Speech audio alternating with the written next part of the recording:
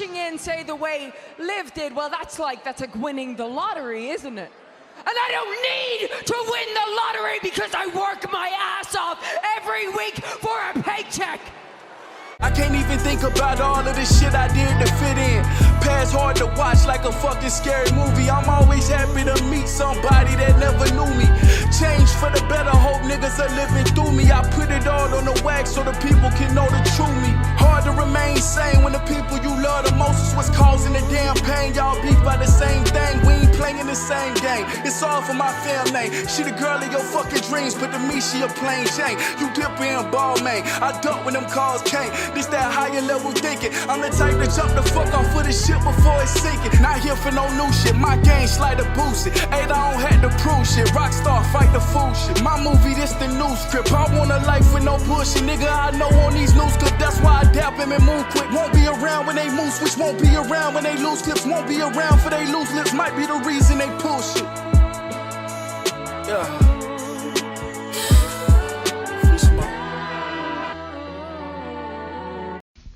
Yo, I be watching some stuff on YouTube, man. I really be watching some stuff on YouTube. I was given a suggestion on to watch something on YouTube, a YouTube channel called No Jumper. I'm pretty sure that's the name of the YouTube channel, and I had never seen this YouTube channel before. But I guess it's like where they do a lot of interviews with like harlots. I don't really want to use too many crazy words to describe some of the women they got on there. It's a real wild, like some people I heard. Okay, so one of my homies said it's kind of like the Breakfast Club. It is absolutely nowhere near. It's nothing like the Breakfast Club. It's like, that's first. That it's not the Breakfast Club. It's nothing like that. This is a very interesting show. Or channel. It's not really my cup of tea. Like, I'm not finna be sitting down binge watching the videos and the interviews. I'm not really into that. Listening to some of the shit that people was saying in some of the interviews and the arguments and things like that type stuff make my head hurt, bro. Like that, I don't really find that type of content entertaining. I'm not dissing the channel though. I'm happy they making money and whatnot. Like I said, I want everybody to get rich. I think the only thing that I really was like, when I was watching it for a couple hours, I was like, the one thing that I don't get is how people's entertained by listening to some of these women talk about sleeping with multiple men, all the different sexual acts they perform, cheating, and even the wild stories that dudes be telling about how many women they done slept with. I'm like, bro, the audience that want to really sit down and listen to this shit like that, that's wild, bro. That's the same audience that probably hated Kevin Samuels, bro, and the shit that he was talking about. Which I thought the people who was talking, because I was introduced to Kevin Samuels by a friend also, and I thought the content he was talking about wasn't even as bad as people made it out to be. Like, I thought he was talking, like, making very good points about men and women. Like, dead ass. I don't know why people just pointed it to him degrading women, because I never thought that's what he said or what he was doing. I think some people lack critical thinking. They can't listen or understand to a point that you're trying to get to because of how you might deliver it, or a brutal honesty in the delivery that you can't avoid saying, but they can't get past it because they haven't been able to deal with that eternally or whatever. So I think that's why some people felt the way they felt about Kevin Samuels. But the No Jumper content is wild, bro. I'm gonna tell you what's interesting about No Jumper. So I guess the dude's name is Adam22. He the owner of the network or whatever. I guess he a porn star or whatever. He interviewed porn stars. I guess they interview porn stars also. Now that's interesting, because I remember growing up, I used to tell myself, yo, I want to interview a porn star one day. Like, I don't want to sleep with him and no shit like that. I just want to interview him, because even to this day, like, I don't want to build content off of interviewing porn stars and nothing like that. And it's no disrespect to porn stars and nothing like that. I'm just I would like to have a sit down conversation with a porn star and be like, yo, and I'm not finna be naming no porn stars, but I would like to sit down and have a conversation with one. You know what I'm saying? And just be like, yo, like, like, it's so much shit. I don't even know where to start. That's why I kept saying like, cause, bruh, it would just be a hell of a conversation, bro. Like, I don't want to fuck them with no shit like that. I understand that some men who wouldn't be able to sit down and have a conversation with a porn star, an attractive porn star, and have a conversation without wanting to fuck them or thinking about. I can. I wouldn't be thinking about fucking them not one time. I actually would be very invested in the shit that I'm talking about. Now, motherfuckers who don't know how to have good conversations and things like that, obviously, then your brain would just drift off to fucking them, obviously. But, nah, I actually do want to have like, bro, because it's a crazy life. Like, it's some porn stars out there who probably, like, and you'll probably never know it or whatnot, but they probably really don't want to be doing porn no more, but they really don't have, like, what is the avenues after porn? Like, I really want to know, like, what do you think you could do after you do porn? Especially if you become a big-time porn star. Like, what is your career after porn? I always wanted to know that, because porn just seemed like a career, and like I said, I'm not degrading porn stars and nothing like that. It just seemed like one of them careers you can't really come back from if you blow up, especially. Because it's like, how many people really trying to hire porn stars or former porn stars? It feel like that's a career, if you get into it, like, you gotta go hard. And it's not even no guarantees that you're gonna blow up, but just imagine that. Like, I don't want nothing that I'm saying to sound like I'm degrading porn stars, nothing like that. But just imagine that, bro. Having to constantly be fucked to make a check. Now, I know some people will hear that and be like, oh, but that's easy money. But I'm just saying, like, that, I don't know, bro. I just know how the mental work and shit like that, and going home every night thinking to yourself that you just a piece of meat, you making your money by just sleeping with dudes or sleeping with women. I like both ways, for men and women. I ain't just talking about women porn stars. I'm talking about men and women. Like, I don't know, man. And I know some dudes might look at these porn stars, the males, and be like, oh, they fuck bad bitches on a regular basis, blah, blah, blah. But my mind kind of drift past that, because, like, for porn stars, like, y'all, makeup can make you look better than how you look without it for so long. Like, when you become older, you ain't gonna be getting the clicks that you was getting when you in your early 20s, late 20s, early 30s. Like, I just don't think that's a career that you can age out of unless you, like, you can retire. Like, you can retire from porn, obviously, but, like, would you have made enough money to be able to not do, like, you be working at like, you can't work at, I mean, where could you work? I say, like, you could work at McDonald's, but, I mean, bruh, like, a Rachel Starr ain't popping up at no fucking McDonald's. Now, obviously, that's a bad example because she been in porn so long. She probably done made enough money to be able to retire from porn and be straight. But to, like, the multitude of different women porn stars that come into the industry to do porn, bro, like, what is really the career after porn? Like, I'm interested in that shit, bro. Like, because you don't blow up like Tiana Trump on Twitter and social media, how, you know, she, like, I don't even know what you would call her, bro, but, like, she done blown up on social media. I don't know if she monetized that blow up, you know what I'm saying? And I don't know if the blow up she had was monetized enough to be able to say that's generational wealth. Maybe that's because that's how I think. Maybe they not in this to make generational. Maybe they don't even think they're going to be living a long time. So if they make just a good enough money to be comfortable living as long as they feel like they're going to live, they good. But I don't know, man. I just think it's a real interest. I could have a real great in-depth conversation with a porn star. Like, the ins and life as a porn star. Like, dead ass. Like, not just them day with a porn stars. I'm talking about, like, really sitting down. But the thing is, I used to say I wanted to sit down and talk to them. And I still do, kind of. It's just, I got to sit down and talk to the right one. Because I hear some shit that porn stars who don't do porn no more say. Or even porn stars who still do porn. I be hearing some of the interviews. Like, I'll catch snippets of shit they say on Twitter. Somehow I'll find it on YouTube through, like, some of the funny video compilations. Some of the shit they say is so stupid. Like, it's like, bruh, sometimes people get money. And they don't get money by actually having to work hard. They get money by doing shit like OnlyFans and things like that. And I'm not saying that's degrading. I'm not trying to be disrespectful. But that's a quick way to make some change. And so motherfuckers will make money like that and get a nice little money in their bank account and start doing a little better for themselves, you know what I'm saying? And then they start trying to talk to you about how you not pushing in life and how you don't do these different type of things and how you got to grind to do. And I'm like, bro, all you did was open your legs and take off your clothes and open your mouth, bro. Like, and I'm not trying to be disrespectful, but I don't need to hear moral lessons from a porn star, like from some porn stars, because I don't want to say like no porn star couldn't tell me anything that's life changing or couldn't give me like a great moral lesson or something like that. I'm not saying a porn star couldn't teach me anything mentally or in life.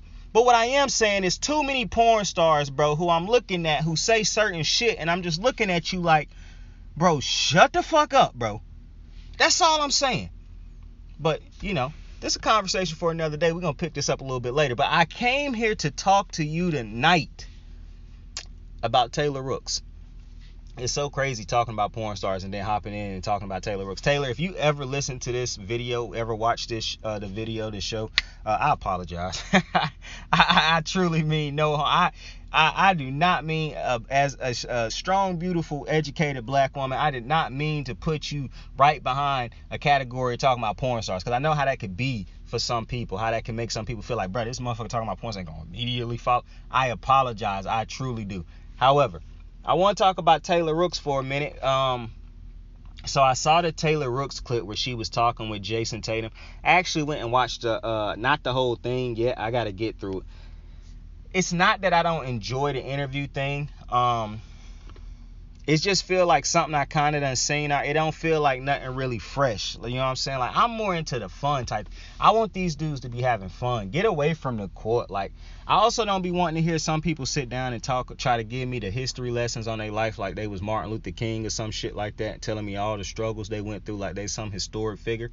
Like, my boy, I'm glad you did good for yourself and you got from the hood and all that, but that's not what I want to hear right now, bro. You should be using this time to, like, actually build up a fan base and shit. And maybe that's my problem, because I'm always thinking about ways for motherfuckers to make money and get rich. But it's a time and place for me to sit down and listen to you talk about your backstory. It's kind of like Darvin Ham when he was on the All the Smoke episode. That was like one of the most boring ass episodes I had ever watched, the All the Smoke. And that's no disrespect to Darvin Ham and nothing they was talking about.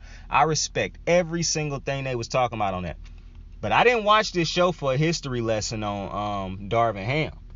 Like, I get that was who was on the show, but this shit supposed to be more fun. Like, anytime these interviews start to feel like sit down midnight, you know, boring ass run of the mill interviews, I start to have a problem with that. You know, I want these shits to be fun. Talk about shit that's exciting, that can get you. I'm not saying say shit that's just gonna get clicks and viral moments and shit, but bro, talk about shit people actually want to hear him talk about. Like, it's so, that's why it's kind of hard having a player like a Darvin Ham that's not, well, he a coach, but he used to be a player, but he not like some of the other athletes they done had on the show.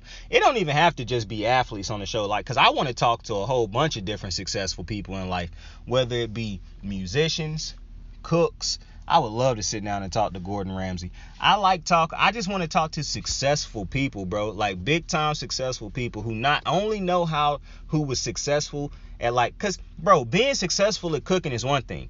Being able to monetize being successful at cooking like Gordon Ramsay has is a whole different type of story. Now, I know some people will get cynical with it, and I'm even this way sometimes, where it's like, well, some people white, and that's why they got over. Yeah, I understand that. But I'm talking about certain people who actually did, like, I'm just interested in great people, bro. I guess that's at the end of the day. That's why I am the type of sport fan that I am. Like, while I do have favorite teams, I tend to root for so many fucking players, bro. And it's not hard for me to do. It's really not hard for me to do.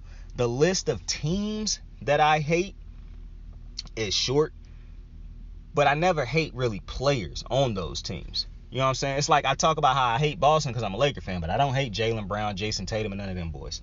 You know what I'm saying? But anyways, Taylor Rooks was talking to Jason Tatum, and she basically said, now you got to go listen to Taylor Rooks and see the show and all the things to get exactly what she was saying. But basically, it was, she didn't feel, Jason Tatum asked her, did she feel like Kyrie was a superstar?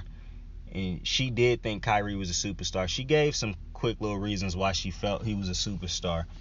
And then he asked about Dame Lillard, and she said she didn't feel like he was a superstar because, you know, she just felt like he got to win more and yada, yada, yada. But go check out the full quote in the show with Taylor Rooks and Jason Tatum. It's Taylor Rook's show, but she had Tatum on the show.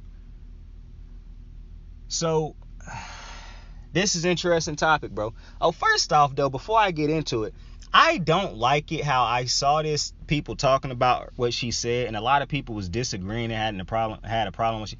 But the people who hit this shit with, like, who immediately hop on Twitter to say, this is why women shouldn't be talking about sports, and this is why I don't respect a woman. And yo, bro, at some point in time, you boys gonna have to grow up. Like, dead ass. I done already acknowledged that you motherfuckers can't be touched from behind them computer screens. Like, I realize that. There's nothing we can do about you keyboard warriors and you keyboard thugs. But at some point in time, just you gonna have to look in the mirror. Like, at some point in time, you would think while they typing some of this goofy shit, their mind, that voice in their head would be like, bro, this some corny shit you about to do. You know what I'm saying?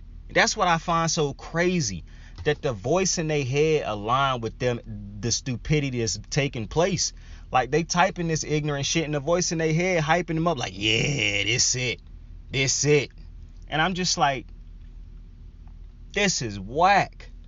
You know what I'm saying? Like, I dead ass. It's kind of like how I see so many dudes on the internet and shit on social media who, you know, they're not necessarily famous, but they kind of got a following and whatnot. And, you know, they ideologies and they views and they morals and the shit that they preach. And I'm just like, bro, and the same thing for females and for women, but I'm just addressing the men. I'm like, bro, y'all motherfuckers really is influencing some cheese balls, some corn balls, some goofs, bro. Like, cause what y'all saying is goofy for one. Y'all lying to these young dudes and they eating this shit up. Y'all not rich, but y'all doing well for yourselves, and y'all can flash this little bit of money that y'all showing off. But real rich people ain't doing what y'all goofballs doing. But the youngins can't see the difference right now. Jay-Z whack because he walk around in suits and clothes and shit like that, and he ain't bragging about he ain't showing off the money, and they can't understand the sophisticated bragging Jay-Z doing his bars about his money he got. However, I mean, go listen to Watch the Throne. My house is like a museum. I can see him when I'm peeing.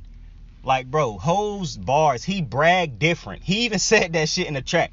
Like, I brag different. I got Beyonce, my guy. Y'all talking about all these bad bitches y'all got and all this and that. I got Beyonce, my guy. I got the woman that everybody on God's green earth wanted, my boy. It's not a soul on God's green earth who, if you gave them a chance to marry Beyonce or get with Beyonce, they wouldn't take that opportunity. I got Beyonce. I got won that. So, like, and I'm not trying to say that like Beyonce is a prize. I would never try to disrespect Beyonce. Beehive, do not kill me. But I just look at, you know, they can't see how Hove brag. They attached to this. They minds right now is so attached to this goofball shit that they see these goofball little rappers with the little in front of their names and all this goofball shit that they get into, and they think that shit cool. And that's, you know, that's just wild to me, man. That's just wild to me. But, yo, stop disrespecting people, for one. And then stop disrespecting women with them cheese-ass lines. Oh, women don't know what they talking about. Like, bro, you talking about women hop in the kitchen, bro. Being able to cook is a vital part of survival. Imagine your cornball ass don't get a woman and your goofy ass can't go in the kitchen and cook for your damn self. It's crazy how many dudes I know who will pop off with corny lines like that, but can't even do the simple things that most men know how to do, since they want to talk about it used to be a time when men went to battle, fought wars. Bro, you can't even light up a grill, my guy. Stop it. I'm gonna tell you how it was funny. I'm not gonna tell you who it is. I am gonna tell you who it is. Okay, so E, like a brother to me, right? He was in the army. This dude cannot cook on a grill. It's crazy. This dude had us eating burgers one night, and I'm so happy I didn't bite into this shit. They was burnt on the outside, right? And red as pink as a motherfucker on the outside. I say, E, so you didn't let the coal and shit cool off before you just threw them burgers on there with the flames going. So you don't know how to cook on grills, I see, my boy. Motherfucker gonna look at me and say, man, well, you do it, man. This ain't my party, my boy. I'm a guest. You can't just be telling the guest to cook on the grill. Now, I look back on that day and I think to myself, I could have hopped on the grill. But see, what y'all got to understand is I was in a white people household. E is white. His wife is white. His family is white. Me and Derek was the only African-American men there, and Derek is married to a white woman. I am the only real African, and shout out to my boy Derek. And I love E and all his people, bro. I fuck with them real heavy. I vibe with them. It's an easy vibe. The only group of white people I ever done been around and I can vibe easy. Well, aside from my white homeboys, like a group of white women and dudes at the same time that I was around for extended periods of time and I could vibe with real easy, right? But I couldn't have took over the burgers and started, because for one, I didn't season them. I don't cook shit that I don't season, because nobody finna blame me for cooking something that's not seasoned right. I'm not doing that. But I just thought to myself, I done got so far away from the Taylor Rooks thing, and that's my apologies. Once again, Taylor, I'm hopping right back to you right after talking about fucking burgers this time, bro. But that's on me. That's on me. Charge it to the game. Listen, I want to talk about the Taylor Rooks thing, though. So I disagree with what Taylor Rooks said. It's kind of interesting when I heard what she said, because it's just, I think listening to what she said and listening to so many people talk about, Dame, Kyrie, because there's some people who think Dame is a superstar and Kyrie not. And there's some people who don't think neither one of them a superstar. There's some people who think both of them a superstar. It's so interesting listening to people's perspective on this specific topic when it comes to Kyrie, though. Because I'm interested in how people talk about Kyrie, because often, in this case of Taylor Rooks, I do and she not the only person who I done heard feel like this way. My brother, Coach, loved Kyrie. But I done heard other people vouch for Kyrie. Now, what I kind of think, not kind of, when I listen to people talk about Kyrie, I start to realize that my criteria for for one, I don't really get too twisted in the superstar thing, because I realize that nobody really value that term. It's very few analysts like Shaq. Shaq is somebody who views superstar the way I view superstar. I don't think it's a shit ton of superstars in the league.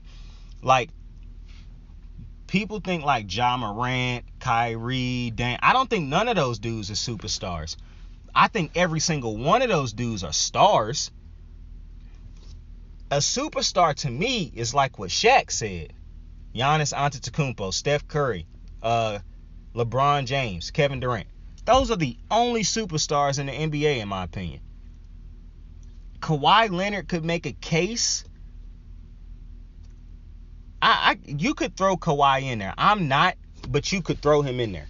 But I only think it's 4 or 5 superstars in the NBA. Guys who could carry a team to an NBA championship, who could be the best player on an NBA championship, who could be a driving force for a team to win an NBA championship. I don't think the superstar is just a guy who can, sell tickets, who's an all-star every year, who got his team in the playoffs every year. I think superstar is like the ultimate level of competitive. Kobe Bryant was a superstar. Kareem was a superstar. Jordan was a superstar. Magic was a superstar. Larry was a superstar. Bill was a superstar. Olajuwon was a superstar. I don't think everybody's a superstar. James Harden, to me, is like one of the guys that people will confuse superstar, star. And I think James Harden was so fucking close to becoming a superstar. As much as people hate the way he played damn near got him to a finals. He was so close to being a superstar. But I think James Harden is a high-end star. I don't think he's a superstar. Now, it's levels to this star shit. I don't really think it's levels to when you talk about superstars, those superstars are guys who you can't talk about the NBA without eventually. You're not going to be able to talk about the NBA without talking about LeBron James, Steph Curry, for one. And then you got Kevin Durant and Giannis. Those are guys who are generational talents, basically. As great as Dame, Kyrie, Devin Booker, guys like that are, I don't think they superstars. They can become superstars. So I'm not really bothered by how Taylor Rooks defines superstar, because I don't think people define it the way I define it. Like I said, only Shaq, in my opinion, defines superstar the way I define superstar. To me, you have an all-star, a star, a superstar. That's it. And to me, it's not easy for you to get into my because to me, let me tell you how hard it is to be a superstar in my mind. And who the fuck am I? My shit means nothing, but I'm just telling you. To put in perspective for you how hard it is to be a superstar, for me, I don't truly like putting Kevin Durant in the superstar category. For the same reasons it's hard for me to put Kawhi in the superstar category. Because I don't think Kevin Durant, while he did lead a team to a championship in OKC, that was so fucking long ago, and I don't look at it as Kevin Durant led Golden State to a championship. I still looked at that as Steph Curry's team. For the same reason I didn't look at Kyrie just because he could average a shit ton of points as he led it was LeBron and Kyrie. No, I understand Kyrie was on that team and whatnot, but that was LeBron's team. So to say the people who for one say that was Kevin Durant's team because he was the best scorer on the team is just I can't do that with those people anymore, bro. I really can't. But KD outside of Golden State, what has he done? He got some scoring titles. He got an MVP. Like I said, he got OKC to the championship that year when they lost. But since that point, he hasn't been able to get a team deep into a playoff into the playoffs outside of Golden State in that year. So to me, I look at Kawhi and I'm like, yeah, I don't really care too much about that first title he won, because while he got the MVP on that championship team, he wasn't the best player on the Spurs that year. He wasn't even averaging 20 points that year. I think he averaged like 13 points that year. I don't even think he averaged 20 points in that fucking finals. That should just tell you the criteria of the goals. Because see, if LeBron had an average what Kawhi averaged in that finals, he might have still won MVP. But people would have been talking about it. Curry would not have won MVP. But if he did win MVP averaging them numbers that Kawhi averaged, people would have talked about it. That's why I say the standard to me is just so different. Because they really do lower the bar, in my opinion, for Kawhi. Because they were saying Kawhi was better than Kevin Durant when Kawhi had only had 140 point. No, it was a point where Kawhi hadn't even had a 40-point game. If y'all really go back and look at some of Kawhi's numbers, you would be shocked at how similar Kawhi's numbers is to guys who we would never say are Hall of Famers or like superstars or on the level of Curry's and LeBron's and whatnot. But Kawhi get in that category because people always bring up all his winning and shit with the Spurs not bringing into the account. He played with 3 Hall of Famers there. A Hall of Fame coach, phenomenal role players. Like, I know a lot of people like to just talk about history but not really talk about the details. Patty Mills, Danny Green, them boys was nasty during that championship run. Manu, Parker, like, listen, I'm not trying to take nothing away from Kawhi. Kawhi, phenomenal defender. He done become a tremendous offensive weapon. I don't think he's always been this offensive weapon he done been the last 2 years or 3 years. And I even think the best we done seen from Kawhi is the last 3 years or so. Even I think his breakout was in the finals against that banged up Golden State team. But see, that could lead me to my next point. When Kawhi signed when he was traded to the Raptors that year, I said to I told my homies and everything, I said the Raptors are going to the NBA Finals this year. I thought they would have bet. LeBron was no longer in the East. That was his first year in LA. The Raptors to me were the best team in the East anyways with DeRozan. But now you take DeRozan out and you put in Kawhi, a better player. To me, I didn't think he was like, because I'm pretty sure DeRozan got more career points than Kawhi. I didn't think it was that much of a difference. I thought the difference, however, was Kawhi is a more dominant presence. Because sometimes players just got that feel. You know what I'm saying? When LeBron walk on the court, you can feel that shit. Kawhi started to have a presence about him, like a feel about him. And it's crazy because I don't even think as great as I think, because I'm pretty sure Paul George got way more career points than Kawhi at this point. I never thought Paul George had that type of aura when he stepped onto the court like a Kawhi. And I think Paul George has been the better player longer than Kawhi. And I don't think he done ever had that LeBron, KD, Curry, Kawhi type of feel when he stepped onto the court. That's one of the reasons I do put KD in the superstar category. Because while I don't, This shit's so hard, man. It's so hard. You cannot debate with me about Giannis, Curry, or LeBron. You cannot. I will not debate people on their greatness. You can debate with me about Kawhi and KD, because it's a lot of people, and me being one of them, I don't like to say ifs, ands, buts, and all this. If and but, though, the Raptors ain't winning that finals if KD and Clay are healthy. I mean, we all know that. The Warriors would have got the 3 in a row. I hate thinking about that, but I understand that reality. So while Kawhi was the leader of that second championship he won, Kawhi wasn't the leader of the first championship. I don't even know why people like to act like he was. I guess this is just that thing where when they like somebody, they boost them up any way they can. But Kawhi wasn't the leader of the first championship run that he had with the Spurs. He was the leader, well, not the leader, but the best player on the Raptors. Kyle Lowry was the leader on the Raptors. But, like, he did lead a team to a championship and winning without having an all-star. Well, he had an all-star beside him, but he didn't have a fucking Curry, Clay, LeBron, Kyrie beside him. You know what I'm saying? Dwayne Wade, Chris Bosh. And I get that. Now, some people will say, well, he would have needed it if the Warriors wasn't hurt. I get all those conversations, which is why it's so hard for me determining how to place Kawhi. But I just know when Kawhi stepped on the court, he got an aura about him and a feel about him, like, and a presence about him, like him.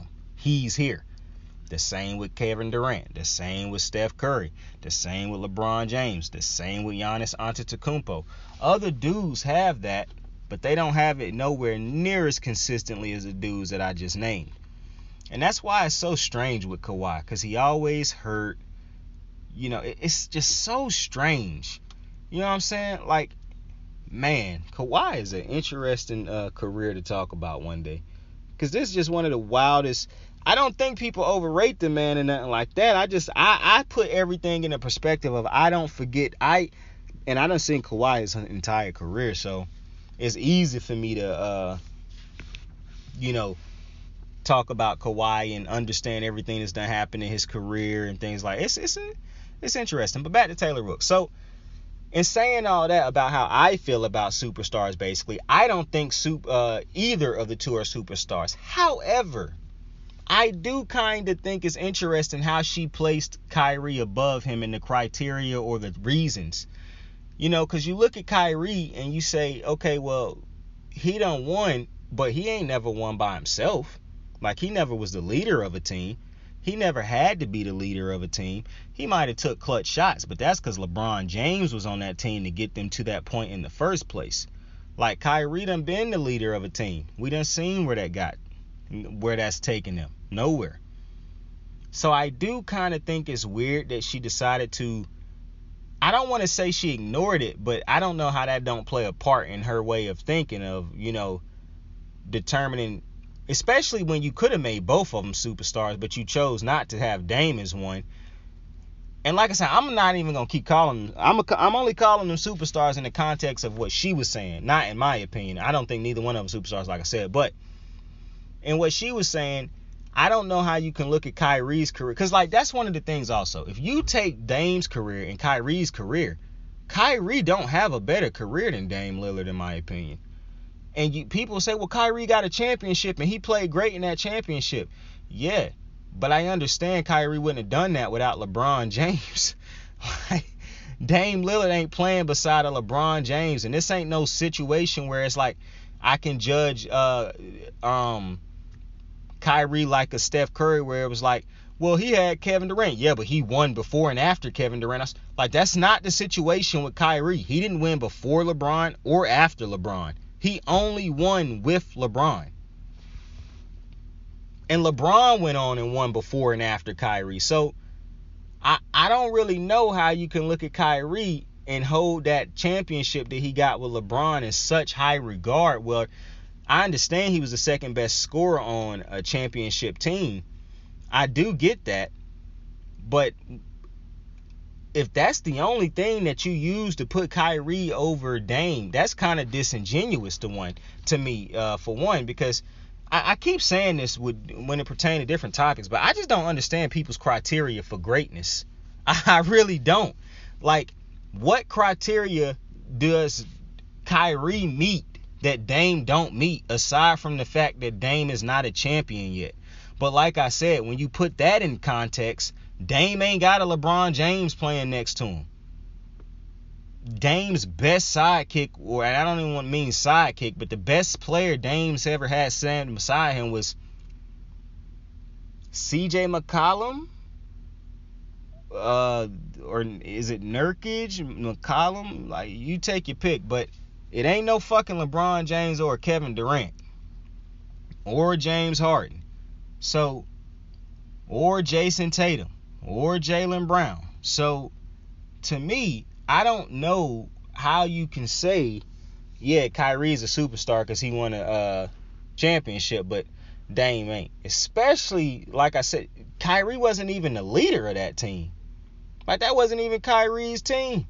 And then when you hear all the different stories about, like, Kyrie not talking to the team, being on his own and stuff, I don't know how you could ever remember that situation, look back on that situation and think to yourself, yeah, Kyrie, this is what made him. I understand he hit a big shot in that game and everything. I get it. But that's not a stage that was there that Kyrie got to because of Kyrie.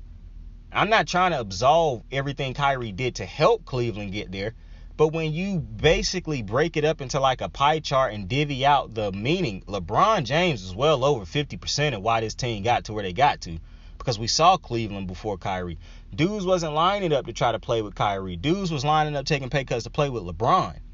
LeBron changed the needle of that team. LeBron got there and started taking them to the finals instantly. That wasn't Kyrie. So, like I said, what boxes, aside from that championship box, which when we put into context is not truly a check mark for Kyrie, what boxes does Kyrie check that Dame don't? Because one of my things is, like I said, this criteria for greatness is wild. You talk about dribbling. I don't even think dribbling should have any fucking thing to do with somebody's greatness, at least not playing a huge part. Every time I hear people talk about Kyrie's greatness and they bring up the dribbling, that's silly to me. What the fuck does dribbling have to do with overall success for a team, for a play? Like, I just don't understand why dribbling is a thing that people use to talk about Kyrie. But sure, he's a better dribbler than Dame. I wouldn't say Kyrie the better scorer. He a great scorer. That's not something that Dame can't do. He clutch. Dame clutch just as clutch. But the thing that Dame can actually mark a box as far as, I've been the leader of a franchise for multiple years where I'm the one who got to show up and I'm expected to go to work. I'm expected to make players better around me. I have expectations every single year when I come in here to be a playoff contending team, a championship contending team, no matter what I have at my disposal because of what I've done throughout my career. Dame Lillard can check that box. Kyrie can't.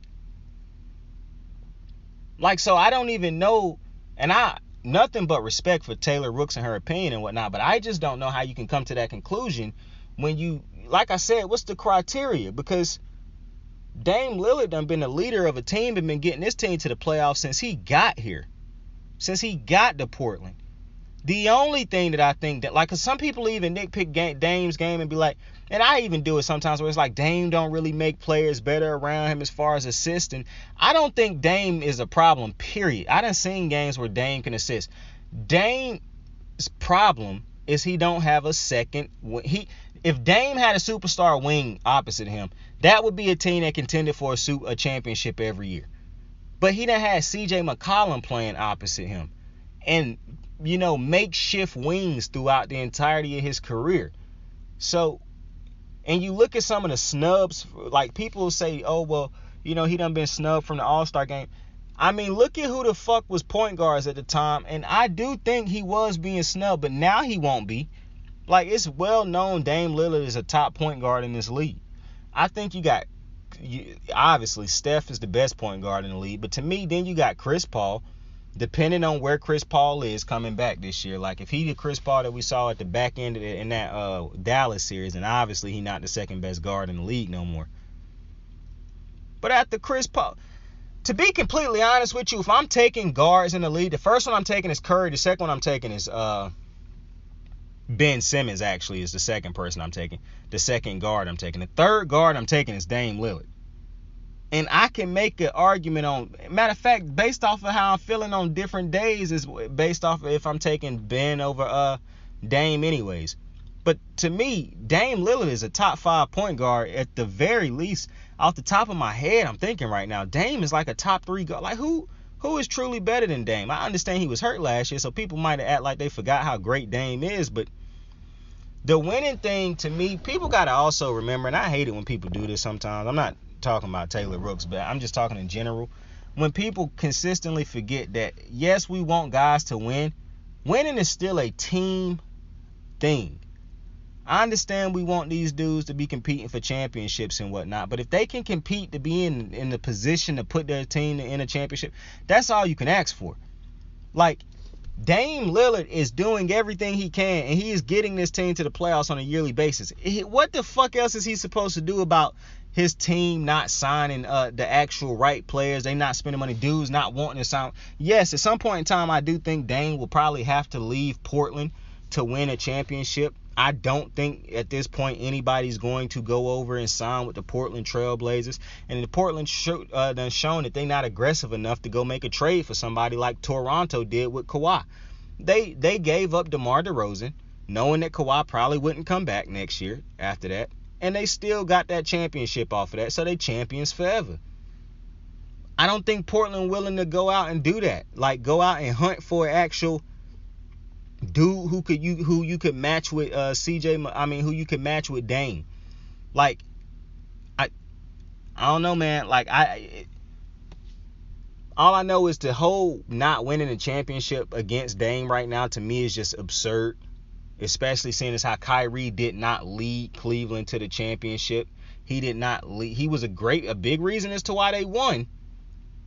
But let's be honest. That was LeBron James' team. So I don't know. I don't agree with Taylor Rooks. I think that both guys are are star level players.